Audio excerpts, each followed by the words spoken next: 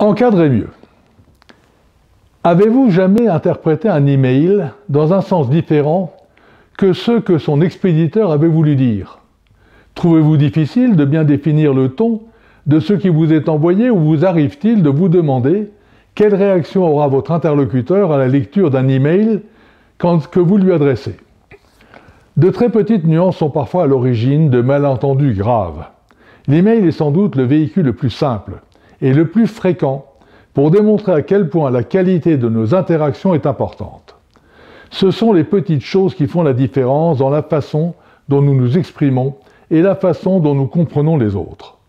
Voilà pourquoi, dans votre façon d'encadrer vos collaborateurs, le langage que vous utilisez et le comportement qui est le vôtre déterminent très largement la qualité de votre communication et l'efficacité de l'action collective.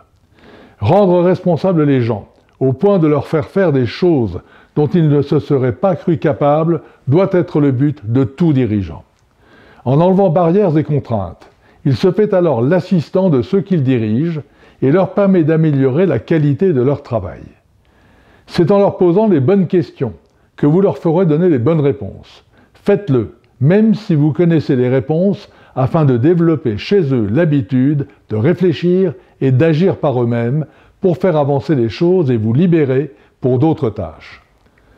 Quand se posent des problèmes complexes, aller sur le terrain et prendre vous-même les commandes peut vous apparaître comme étant la solution. Peut-être, mais ce n'est pas certainement la meilleure façon d'améliorer le fonctionnement de l'ensemble de votre organisation et des femmes et des hommes qui la composent.